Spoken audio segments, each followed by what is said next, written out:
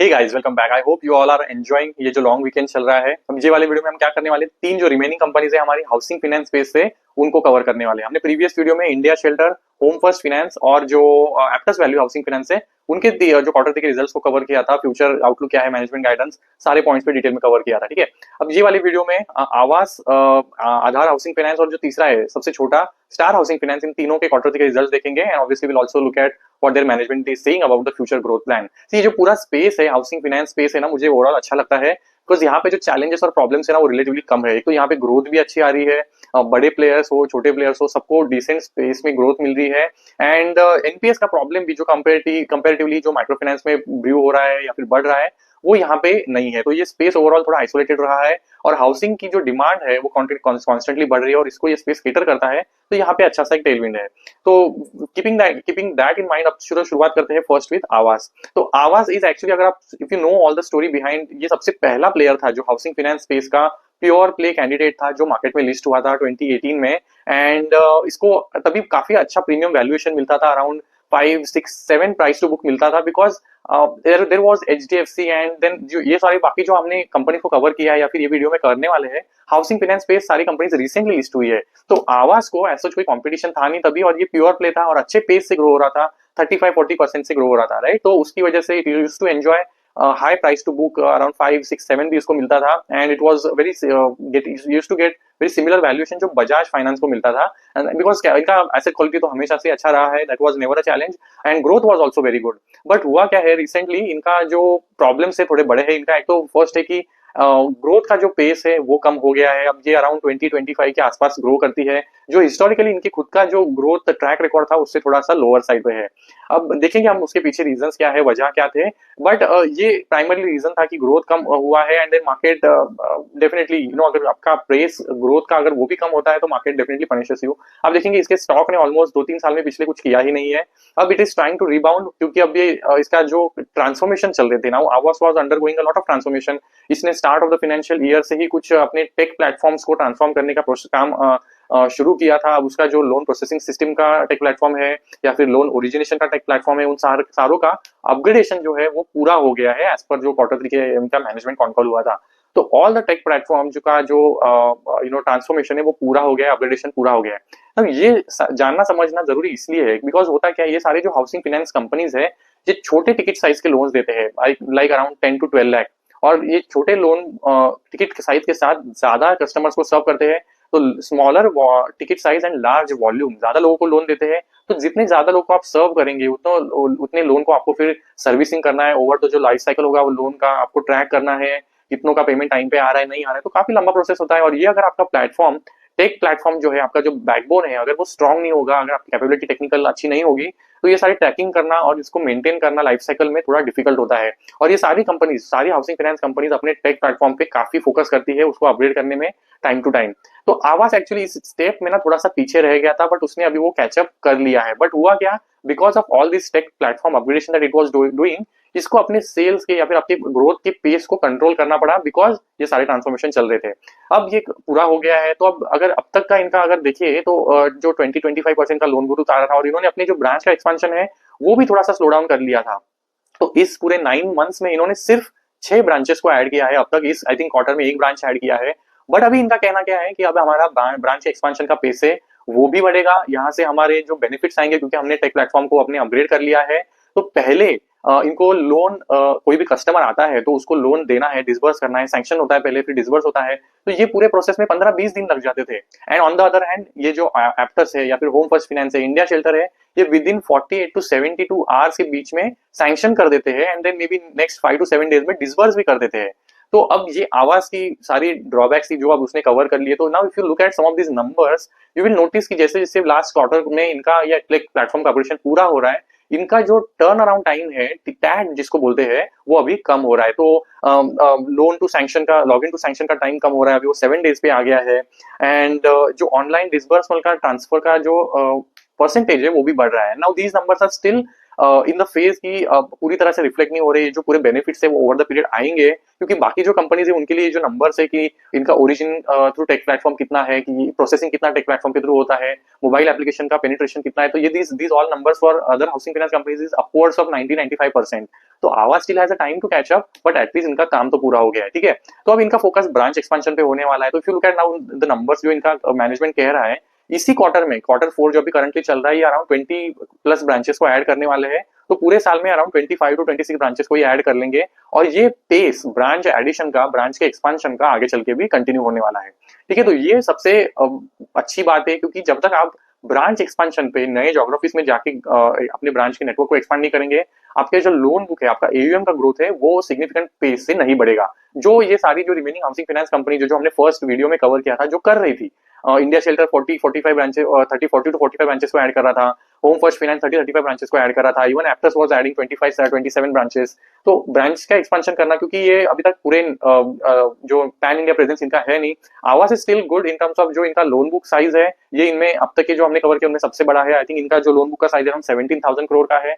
इनका presence I think around 14 states में है, और 373 ब्रांचेस है। तो इट इज डेफिनेटली अब तक जो कवर की उसमें सबसे बड़ी है। और इनका ये बुक के लोन बुक का जो बेस है, उस पर इनको ग्रोथ कितना आ रहा है, तो इस क्वार्टर का जो इनका ग्रोथ था अराउंड 20% का रहा है इन टर्म्स ऑफ जो लोन बुक ग्रोथ है। और ये ग्रोथ इनका प्रीवियस 1-2 क्वार्टर, प्रीवियस 3 क्वार्टर भी देखेंगे तो नियरली उसी रेंज में रहा है। इनका गाइडेंस क्या है? इनका गाइडेंस है 20 to 25% के रेंज में ग्रो होना, और ये उसी के बीच में है। बट सी, हम एक्सपेक्ट करते हैं इनको स्पेसिफिकली आवाज को to grow at a higher pace, क्योंकि इनका अभी तक लोन बुक का जो साइज है वो बहुत बड़ा नहीं हुआ है। तो we still expect Aavas to still grow at north of 25-30%। अब देखना पड़ेगा, क्योंकि इनका भी टेक प्लेटफॉर्म जो हमेशा से इनका एक रोना होता था कि हमारा एप्लीकेशन चल रहा है, एप्लीकेशन चल रहा है, जो अभी पूरा हो गया है, तो क्या अपना ये लोन बुक की जो ग्रोथ है, ईएम का ग्रोथ है एसेंशियली, उसके पेस को बढ़ा सकते हैं कि नहीं? That is going to be the first key monitorable going forward. अब इनका अगर हम थोड़ा नीचे जाए, आगे बढ़े और देखें कि इनका जो निम है वो स्टेबल है, वहां पे भी इस क्वार्टर में इंप्रूवमेंट ही हुआ है, सिक्वेंशियली 7.75 के आसपास है। स्प्रेड इनका एक हमेशा एक बहुत बड़ा चैलेंज था। तो if you now look at this trend, you will notice इनका जो कॉस्ट ऑफ बोरोइंग है वो काफी टाइम से कॉन्स्टेंटली इंक्रीज हो रहा था। तो ये कॉस्ट ऑफ बोरोइंग इंक्रीज होने का ट्रेंड काफी प्रॉब्लमेटिक था इनके लिए, और आप देखेंगे इसकी वजह से इनका जो स्प्रेड है वो 4.89 पे पहुंच गया था एज ऑफ क्वार्टर 2।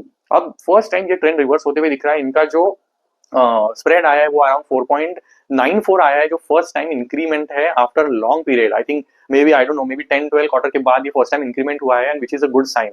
अब इनके कॉस्ट ऑफ बोरोइंग तो बढ़ रहे थे, जो इनका कॉस्ट है फंड का, but over the other hand इनके जो यील्ड्स है, जो होम लोन पे ये इंटरेस्ट चार्ज करते हैं, वो पास ऑन नहीं कर पा रहे थे। अब इन्होंने अक्टूबर में एक आई थिंक 25 बेसिस पॉइंट्स के आसपास कुछ उन्होंने रेट हाइक को पास ऑन किया था कस्टमर पे। एंड इवन जो नए डिसबर्सल ये कर रहे हैं, उसका जो यील्ड है प्रीवियस जो लोन बुक है, एयूएम है, उससे ज्यादा है। तो उसकी वजह से इनका जो अभी स्प्रेड है वो यहाँ से आगे चल के इंप्रूव होगा, ऐसा मैनेजमेंट का कहना है, विच इज वेरी पॉजिटिव। तो एक तो ब्रांच नेटवर्क का एक्सपेंशन भी होगा, यहाँ से स्प्रेड भी बढ़ेंगे, क्योंकि एडिशनल डिसबर्समेंट आप हायर साइड पे कर रहे हो, तो विच इज पॉजिटिव। इनका एसेट क्वालिटी पे अगर एक नजर मारे तो आप यू विल नोटिस कि एसेट क्वालिटी में ऐसा कोई दिक्कत है नहीं। GNP around 1.1%, net NPA under 0.8, तो बहुत अच्छा एसेट क्वालिटी है। इस क्वार्टर में स्पेसिफिकली देखेंगे तो थोड़ा सा स्लाइट डिटोरेशन, बहुत ही माइनर सा एक डिटोरेशन हुआ है। इवन जो डीपीडी बकेट है around 3.85%, which is not at all alarming. But होता क्या है ना, सीजनली ये जो क्वार्टर 3 होता है, बिकॉज ऑफ फेस्टिवल पीरियड है, दिवाली है, देन क्रिसमस है, अराउंड ये टाइम पे काफी लोग यहाँ वहां ट्रैवल करते हैं, छुट्टियां होती है, तो बिकॉज ऑफ दैट कभी कभार जो रीपेमेंट्स होते हैं लोन के, वो विद इन जो टाइम पीरियड होता है नहीं होते। एंड अगर एक भी दिन वो आपकी जो ड्यू डेट है उसके पास्ट हो जाएगा, तो it gets counted into that 1+ DPD, right, as we know the logic. तो इसकी वजह से स्लाइटली बहुत ही माइनर सा इनके एसेट क्वालिटी में, जीएनपी और एनएनपी में थोड़ा सा डिटोरेशन दिख रहा है, but that is a seasonal impact, ऐसे इनके मैनेजमेंट का कहना है, that will recover back in the Q4, ऐसे एज द मैनेजमेंट गाइडेड। तो अगर नंबर्स को देखे तो एज सच कोई दिक्कत नहीं, एसेट क्वालिटी बहुत अच्छा है। इनका अब तक प्रॉब्लम यही था कि इनका जो पेस ऑफ ग्रोथ है, एक तो वो कम था, लोन बुक में जो ग्रोथ है वो 20-25% से डेफिनेटली ज्यादा होना चाहिए, जो अभी भी 20 पे है, but going forward it should definitely improve. तो हमें वही मॉनिटर करना है। एंड देन वो जो हमने बात किया कि स्प्रेड का एक हमेशा से दिक्कत था। तो अब जो इनका अभी टेक प्लेटफॉर्म अपग्रेडेशन पूरा हुआ है ना, अब इससे बेनिफिट्स इनको क्या मिलने वाले हैं? तो if you notice what there management said in this small snippet, तो इनका कहना है कि बिकॉज अर्लियर हमको क्या होता था, क्योंकि हमारे टेक प्लेटफॉर्म इतने स्ट्रांग नहीं थे, तो जो भी कस्टमर आ रहा है हमारे पास उसका हम अच्छे से रिस्क प्रोफाइलिंग नहीं कर पा रहे, और क्योंकि आप अच्छे से उसका रिस्क प्रोफाइलिंग नहीं कर रहे, तो आप उसको, अगर वो रिस्की कस्टमर है तो ज्यादा उसको चार्ज कर सकते हो, बट आप नहीं कर पा रहे थे because all the data points were not there with you. अब ये सारे प्लेटफॉर्म जगह पे है, अब ये रिस्क प्रोफाइलिंग कैंडिडेट का अच्छे से कर सकते हैं और रिस्पेक्टिवली उसको यील्ड कम या ज्यादा चार्ज करके अप्रोप्रिएट अपनी यील्ड को मेजर कर सकते हैं या फिर अप्लाई कर सकते हैं। तो यहाँ से ये सारे तरह के बेनिफिट्स इन्होंने अपने मॉड्यूल्स में, इवन प्रेडिक्टिव मॉड्यूल्स का इंकॉर्पोरेशन किया है कि वो बताएगा कि आगे चल के कोई कस्टमर अगर डेलिंक्वेंट होने वाला है या फिर चांसेस क्या है, तो ये सारे प्रेडिक्शंस, इनको फ्लैग्स आएंगे फॉर द कस्टमर। तो these are all the good things that they have done so far, but going forward we have to track कि इसका कितना ज्यादा बेनिफिट इनको मिलता है। अब इनका कहना है कि हमारे जो कॉस्ट ओपेक्स है, ओपेक्स टू एयूएम का नंबर है, वो यहाँ से आगे चल के और डिटोरेट होगा, which is again very much required and positive sign, क्योंकि ये इसेंशियली बताता है कि आप जब ब्रांच का अपना नेटवर्क एक्सपांड कर रहे हो तो आपके ऑब्वियसली जो कॉस्ट बढ़ते हैं, मैन पावर कॉस्ट बढ़ता है, आपके रेंट्स बढ़ते हैं, रिनोवेशन वगैरह वो सब खर्चे आते हैं, तो ओपेक्स टू एएम को कंट्रोल में रखना is always important aspect, right. तो ये इनका कहना है कि अंडर 3 इनको लाना है। अब ये डिक्लाइन ट्रेंड स्टार्ट हो गया है, तो अब देखेंगे आगे चल के ये कहाँ पे नंबर आगे बढ़ता है। तो एवरीथिंग वेंट वेल। अगर यहाँ से अभी डायरेक्शनल देखना जरूरी है, बट सी हमारा जो डिस्कशन हुआ था while we talked about the previous 3 companies, if we continue in that order, India Shelter stands first for me, home first and जो एप्टस था there were close second and third, and now Aavas comes as a fourth for me, because यहाँ से अब इनका directionally जो सारी चीजें हैं वो बेटर होती हुई दिखेंगी, so that's why I will keep Aavas as the fourth. Now fifth player in this list is going to be for me is Aadhaar housing finance, because एक तो सबसे पहली बात, अब अगर आधार का हम डिस्कस करें तो ये सबसे बड़ा, इनमें सबसे ज्यादा बड़ा प्लेयर है। इनका जो लोन बुक है आधार की हम बात कर रहे हैं वो अराउंड 24,000 करोड़ का है, तो इनमें सबसे बड़ा है, और इसका प्रेजेंस भी है अराउंड, आई थिंक इनके 557 ब्रांचेस है, और इसका काफी अच्छा प्रेजेंस है अक्रॉस आई थिंक 21 स्टेट्स, तो ये वेल डाइवर्सिफाइड है इन टर्म्स ऑफ ज्योग्राफी। अब होता क्या है, इनका जो लोन बुक का ग्रोथ है अराउंड 20% का है, बट अपने ब्रांच को ये कॉन्स्टेंटली एक्सपांड कर रहे हैं, तो इन्होंने इस क्वार्टर में अगर देखिए तो आई थिंक 12-13 ब्रांचेस को ऐड किया है, और पूरे 9 मंथ्स में अराउंड 34 ब्रांचेस को ऐड किया है, और इनका टारगेट है कि हम एवरी ईयर अराउंड 55 के आसपास ब्रांचेस को ऐड करेंगे, और आगे चल के भी ये पेस को कंटिन्यू करेंगे, तो विच इज पॉजिटिव, क्योंकि आप इतने, एक तो बेस बढ़ा है, आप इस बेस पे आप अभी ग्रो करेंगे, तो आपको एक ब्रांच नेटवर्क का, आपके ज्योग्राफिकल एक्सपांशन का हेल्प आपको लेना पड़ेगा, उसकी ऑब्वियसली आपके जो एग्जिस्टिंग ब्रांचेस है they will also get mature, वहां से भी ग्रोथ आएगी, geographical expansion is going to help, तो management is working on that, तो विच इज पॉजिटिव। बट इसके अलावा जैसे हम थोड़ा थोड़ा आगे बढ़ते हैं ना, यू विल नोटिस कि इनके मैनेजमेंट ने कुछ पॉइंट्स पे जो डायरेक्शन दिया है विच इज डेफिनेटली नेगेटिव। तो इनका कहना है कि आगे चलते हुए हमारे जो स्प्रेड्स है वो कम होने वाले हैं। नाउ स्प्रेड अगर कम हो रहे हैं तो दो ही एस्पेक्ट है, आइदर आपकी यील्ड्स कम हो रहे हैं, जो होम लोन पे आपको इंटरेस्ट रेट आप चार्ज कर रहे हैं, आइदर वो कम हो रहे हैं, या फिर आपकी कॉस्ट ऑफ बोरोइंग्स बढ़ रहे हैं। तो इनका कहना है कि हमारे यहाँ से आगे चलते हुए जो यील्ड्स है वो कम होने वाले हैं। अब वो क्यों कम होने वाले हैं, तो इसेंशियली इनका कहना है कि जो ये नए एडिशनल जो नए डिसबर्समेंट कर रहे हैं वहां पे इनको जो लोन इंटरेस्ट रेट मिल रहा है वो इनके एग्जिस्टिंग जो लोन बुक है, एयूएम का बुक है, उससे 40 to 45 बिप्स जो है वो कम है। Just listen to the management. Just on the spread side, you kind of did allude to the fact that there could be a small reduction in the fourth quarter. Just curious, I mean, what is really happening? You see further increase in cost of funding. What is it that you're looking at? So I think the main driver over there will be the yields, which will be driving it more than the cost. As we had explained in the previous calls, your book is sitting at yields in the range of about 13.9 to 14%, whereas incremental business would be done at a ratio of around 40-45 bips lower than that, which is true even now for a 9-month period. So basically that will even out or after a keel. So that is the reason where your yields will start dropping to a certain extent. However, we believe the spread movement downward will be sort of by 10 bips at the end of the quarter. So you will be probably looking at exit spreads in the range of about 5.7%, primarily driven by new acquisitions, which is happening in the field, which is happening about 40 to 45 bips lower than the book yields. So you will notice कि अब होने क्या वाला है, क्योंकि इनका additionally जो yield आने वाला है ये कम आने वाला है इन टर्म्स ऑफ जो यील्ड ऑन पोर्टफोलियो है, तो इनका ओवरऑल जो स्प्रेड है वो आगे चल के घटने वाला है, कम होने वाला है, ऐसा इनका मैनेजमेंट का कहना है। And by end of this financial year, अभी जो करंटली 5.8 पे चल रहा है वो 5.7 पे जाएगा, and every year there will be some reduction, और ये आगे चल के भी फ्यूचर में कंटिन्यू होगा। every year FY26 FY27 it will shrink a bit every year, ऐसे इनका कहना है, which I didn't like directionally, but that is one factor. इसके अलावा now if you look at even if you look at इनका जो GNPA NNPA है that has not changed a bit, यहाँ पे अच्छा खासा कंट्रोल है इनको, बट इनके लिए और एक प्रॉब्लम है, एक तो BT आउट रेट, मतलब जो बैलेंस ट्रांसफर आउट होता है, मतलब क्या होता है काफी कस्टमर जो होते हैं अगर उनको बाहर किसी होम फाइनेंस कंपनी है या फिर कोई प्राइवेट बैंक है, PSU बैंक है, कहीं पे भी अगर बेटर इंटरेस्ट रेट पे अगर कोई होम लोन मिलता है तो अपना जो लोन का अमाउंट होता है वो ट्रांसफर कर लेते हैं। तो आधार हाउसिंग के लिए that is one of the challenge, इनका जो BT आउट रेट है अराउंड 6.3% है। तो हर 100 में से इनके 6 से 7 कस्टमर जो होते हैं वो ड्यूरिंग द टेन्योर छोड़ के चले जाते हैं। Now this number is I found it bit higher side, because जो अदर कंपनीज है एप्टस का अराउंड 2.5 है और बाकी भी जो है अराउंड 4 to 5% के आसपास है। तो आधार को स्पेसिफिकली इस पॉइंट पे भी काम करना पड़ेगा, और इसीलिए मे भी इनका कहना है कि हमारा जो यील्ड है आगे चल के हम अट्रैक्टिव रखेंगे टू रिटेन जो कस्टमर का ये BT out rate constantly higher side पे रहा है उसको कंट्रोल करने के लिए। तो again see these all factors when you look at, see base तो एज बहुत कुछ बड़ा नहीं 24,000 करोड़ का ही है, बट मैनेजमेंट थोड़ा सा उस बात पे रो रहा है कि हमारा भी क्योंकि बेस बड़ा है और हमें उस पर अगर ग्रो करना है तो अट्रैक्टिव यील्ड्स पे हमें देना पड़ेगा, और अट्रैक्टिव यील्ड्स पे अगर हम देंगे रेट्स को कम करेंगे तो हमारा स्प्रेड्स पे कॉन्ट्रैक्शन होने वाला है। तो विल सी। इसके अलावा one point that I want to highlight is if you look at the P&L, जब हमने आवास की बात किया था तो आवास के लिए एसेट क्वालिटी में ऐसा कोई डिटोरिएशन नहीं था, उनके क्रेडिट कॉस्ट पे काफी अच्छा कंट्रोल था। But if you look eight जो आधार के नंबर आए हैं, आधार का जो क्रेडिट कॉस्ट है ये स्पाइक अप हुआ है अराउंड 50% से। तो इनका एसेट क्वालिटी मतलब परसेंटेज वाइज ज्यादा कुछ फर्क होते हुए नहीं दिख रहा है, ज्यादा सिग्निफिकेंटली डिटेरियोरेट नहीं हुआ है, बट इनका एसेट क्वालिटी में दिक्कत थोड़ा सा आया है। तो which is again one factor, देखना पड़ेगा आगे चल के ये कितना डिटेरियोरेट होता है, सिग्निफिकेंटली कुछ यहाँ पे चेंजेस आते हैं कि नहीं। बट मैनेजमेंट ने ऐसा कुछ इंडिकेशन दिया नहीं। सीजनल इम्पैक्ट का इन्होंने भी बात किया दिवाली के आसपास, क्योंकि फेस्टिवल पीरियड होते हैं वहां पे थोड़ा सा नेगेटिव जाता है, बट देन Q4 में रिकवर होता है, but we'll have to track that factor going forward. तो दिस इज अनदर फैक्टर। अब इसके अलावा इनका कहना है कि हमारा जो अभी सपोज जो रेट्स कम हुए हैं, जैसे RBI ने रेपो रेट कम हुआ है, तो how long it is going to take for them to pass on जो रेट कट है वो कस्टमर को पास ऑन करने में कितना टाइम लगेगा। तो इनका कहना है कि for them first to get the benefit 3 से 6 महीने लगेंगे, क्योंकि जो भी बैंक के साथ ये टाइप करके वहां से पैसा उठाते हैं वहां से इनको बेनिफिट मिलेगा अराउंड 3 मंथ्स में, एंड वहां से फिर आगे 3 to 6 मंथ में ये कस्टमर को पास ऑन करेंगे, which will definitely happen, but उसमें टाइम लगेगा। तो अब देखते हैं।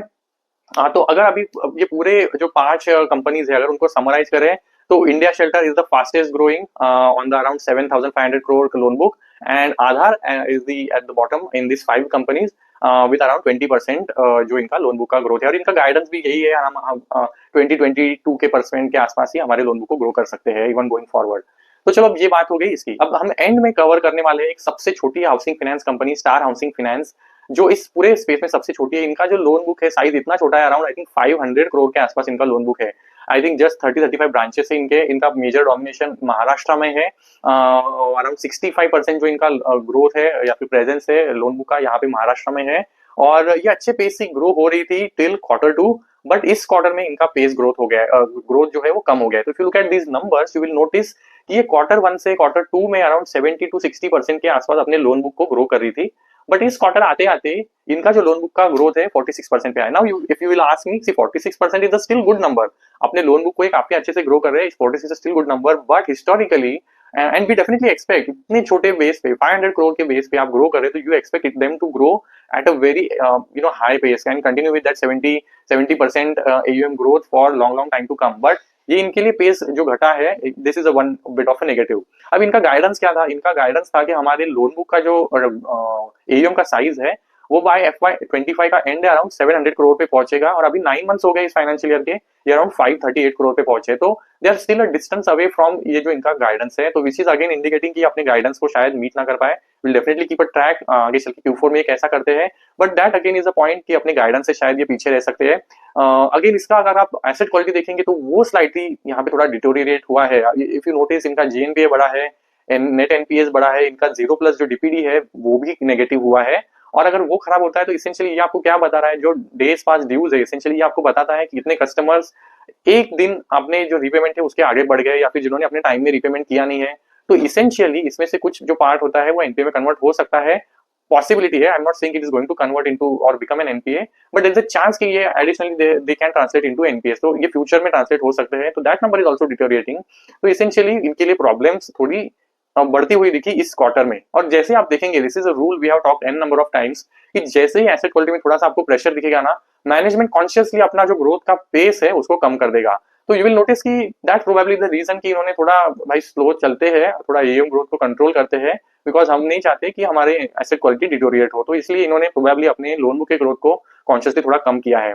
तो and that's probably the reason. तो अपने टारगेट से भी एक तो ये थोड़ा नीचे चल रहे हैं, बट इनके लिए जो ग्रोथ का पोटेंशियल है वो इमेंस है। और आई मीन अभी तो करंटली हार्डली 35 ब्रांचेस है, और इनको महाराष्ट्र में भी पेनिट्रेट करना है, डिफरेंट जोग्राफीज में भी जाना है। इनका अदर स्टेट में प्रेजेंस है, नॉट डिनाइंग, इनका Gujarat, MP, Rajasthan, I think north Delhi के साइड में भी कुछ प्रेजेंस है, but long way to go for them. Maharashtra में भी ये पेनिट्रेट कर सकते हैं, अदर नियर बाय स्टेट में भी कर सकते हैं, तो they have long way to go. And ये जो अभी ग्रोथ आ रहा है currently, they are not expanding much, और उसकी without that they are getting this, used to get this 70-60% kind of growth. तो अगर ब्रांच नेटवर्क को एग्रेसिवली एक्सपांड कर दे तो this growth can even multiply.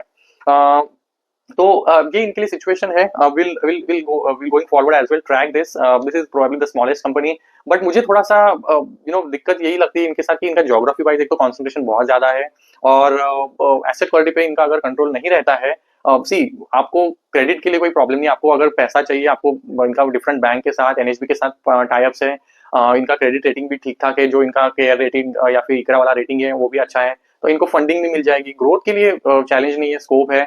Problem यही है कि while you are doing that growth, asset quality compromise नहीं होनी चाहिए। अगर एसेट क्वालिटी कोई कॉम्प्रोमाइज होती है तो नेचुरली आपका ग्रोथ का जो पेस है वो कम हो जाएगा। तो only that is the factor that we have to worry about, अगर स्टार हाउसिंग फाइनेंस को आप ट्रैक करते हैं। Otherwise they don't have much of problems to continue with that pace of growth. तो चलो यही तक रखते हैं। I am going to cover Bajaj housing definitely, as I have mentioned earlier in the separate video. Do let me know if you have queries, that is those in the upcoming video. Thank you so much.